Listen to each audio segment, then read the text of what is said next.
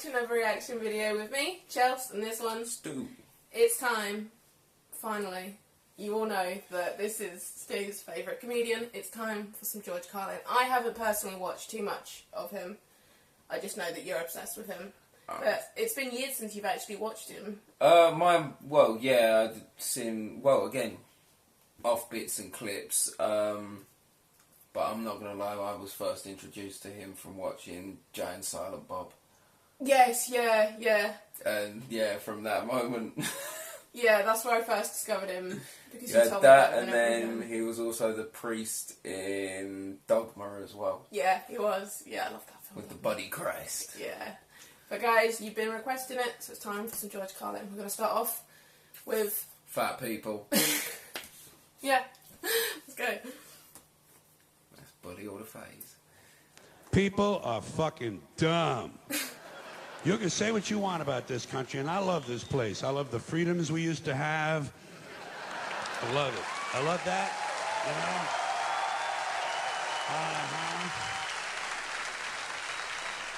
I love it when it didn't take a fucking catastrophe to get us to care for one another.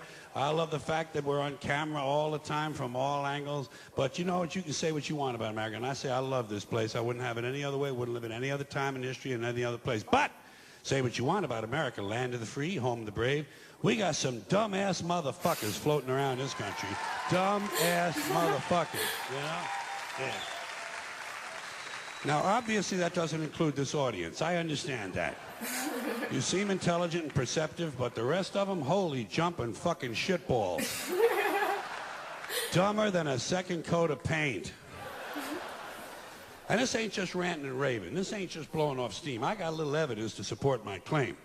It just seems to me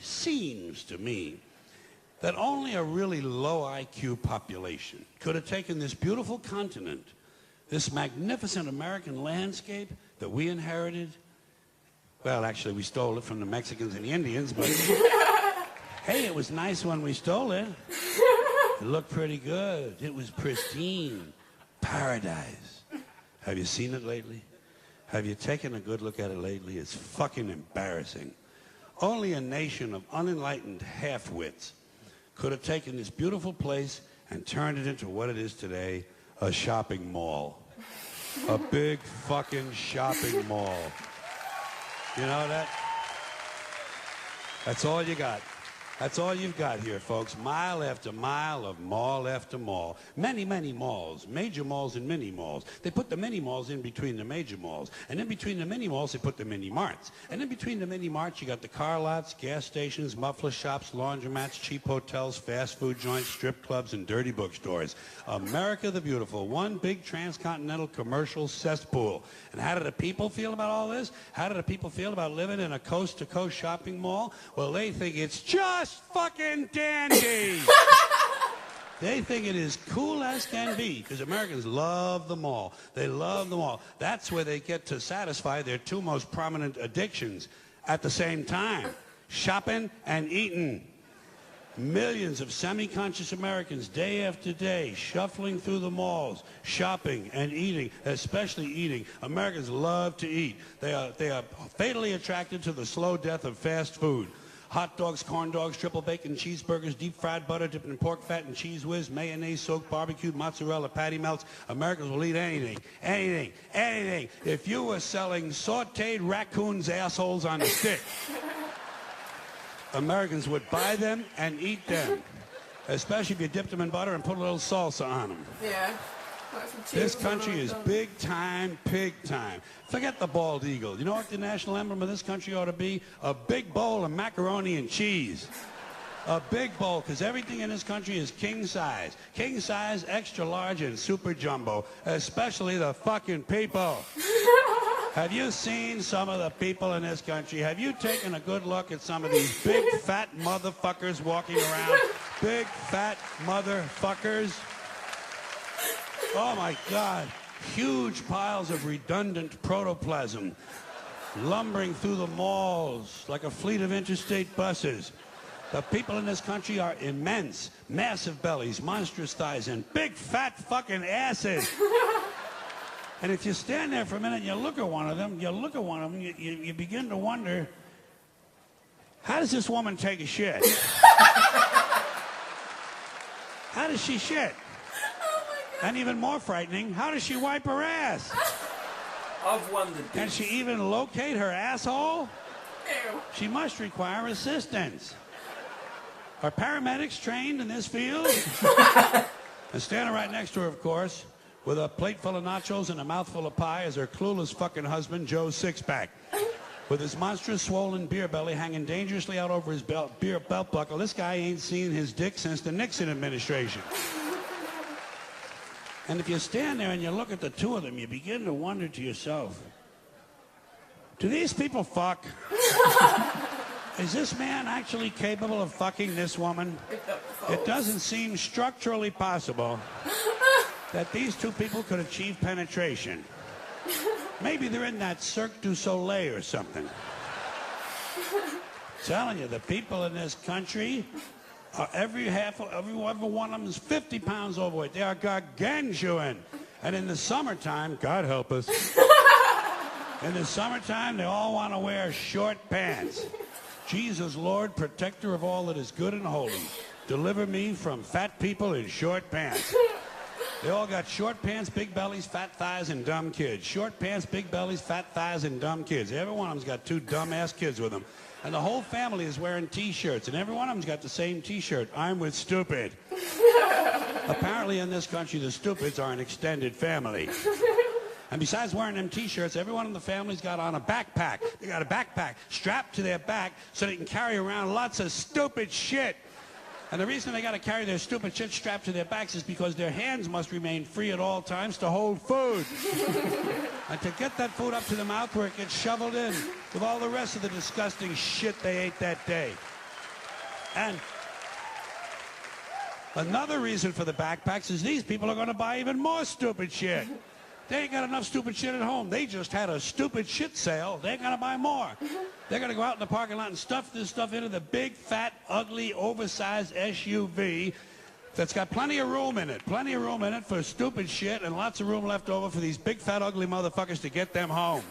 Stopping, of course, for jelly roll and fried dough. These people are efficient, professional, compulsive consumers. They think of that as their national pride. It's their civic duty. Consumption. It's the new national pastime. Fuck baseball. It's consumption. The only true, lasting American value that's left, buying things. Buying things. People spending money they don't have on things they don't need. Money they don't have on things they don't need. So they can max out their credit cards and spend the rest of their lives paying 18% interest on something that costs $12.50. And they didn't like it when they got it home anyway. Not too bright, folks. Not too fucking bright. But if you talk to one of them about this, if you isolate one of them, you sit them down rationally, and you talk to them about the low IQs and the dumb behavior and the bad decisions, right away they start talking about education. That's the big answer to everything. Education. They say we need more money for education. We need more books, more teachers, more classrooms, more schools. We need more testing for the kids. You say to them, well, you know, we've tried all of that, and the kids still can't pass the test. They say, don't you worry about that. We're going to lower the passing grades. And that's what they do in a lot of these schools now. They lower the passing grades so more kids can pass. More kids pass, the school looks good, everybody's happy, the IQ of the country slips another 2 or 3 points, and pretty soon all you'll need to get into college is a fucking pencil. Got a pencil? Get the fuck in there. It's physics. Then everyone wonders why 17 other countries graduate more scientists than we do. Education. Politicians know that word. They use it on you. Politicians have traditionally hidden behind 3 things: the flag, the Bible, and children. No child left behind. No child left behind. Oh, really? Well, it wasn't long ago you were talking about giving kids a head start. Head start, left behind. Someone's losing fucking ground here. Man speaks so much truth. Yeah, he does. We are missing a great mind with him being gone, that's for sure. I want to go back to the whole thing about the fat people in shorts, in short shorts. When summer rolls around and we all have to see it, and it's worse it's worse because they don't wear short shorts over here. We don't have the weather for shorts. What we have is fat women wearing jeggings or leggings that are 3 sizes too small and stretched out. You can see the bum through it. It's all sucked up under the rolls and I'll tell you what's annoying about fat people. I don't care what size you are, as long as you're happy doing what you're doing. But If you are morbidly obese where you can barely get out of the chair, there's no need for that. Unless it's like medical side, but still, it's no need for being literally so you can't get out of the chair. Well, this is why I've always stated I wouldn't be good in a position of power, because I would make all fat people walk in single file. That would be a rule, and it's because we've walked down the street many times, even with our children in the pram, 3 or 4 fat lumps taking up the entire pathway or sidewalk. Refusing to go single file, they're just like, no, come through. While you're having to go in the road with your own children. And they just seem, they're not asked at all. They're just looking like, what? I'm allowed to walk here? Like, well, not when you're that size and nobody else can get past. Bigger people, though, they've got weak knees. Go for the knees, always. Their knees can't take it. Then all the joints are shot from carrying that weight. Always go for a fat person's knees.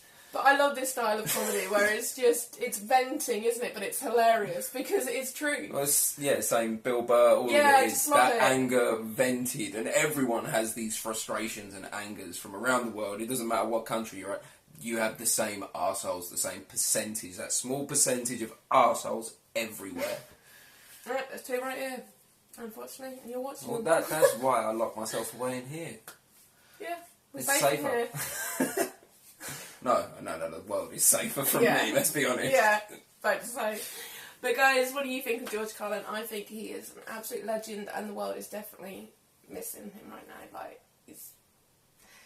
we need a man like that around right now, and it's a shame he's gone. I don't know what he would have said about Trump. What would he have said about Trump? What would he have said about the Kardashians? What would I'm no doubt we will probably find something. Like, the Kardashians were a thing when he was alive. Yeah, but I'm saying now, the way it is, with everything to do with it, the way that we're all turning into these Barbie dolls and nothing's real anymore, it's all plastic and fake. Or what he'd say about Shaq and the Flat Earthers. Oh, the Flat Earthers, what would he say about that? What else? Mumble rappers and all these littles coming out with their rapping and... just all of it. What would he say about the world we live in now? It is just one big... He'd be fueled. He'd definitely have enough content for the next century. He would be absolutely sorted. Just the past 2-3 years, there's enough content there. But that's why I really like doing this, because he's gone now and he's been gone a fair few years, and it's people like us that keep his memory alive, reacting to what he did best. Yeah. It's brilliant, and I'm happy to watch more if you guys are up for it. Grow up with this. Yes, definitely. When they're older, George Carlin's going to be on. But guys, if you want more George Carlin, then hit that thumbs up button. It just shows that you're liking this and you want more. If you're new to this channel, why not subscribe, become part of the family? We're not too bad, we promise. And yeah, until next time. To the pip.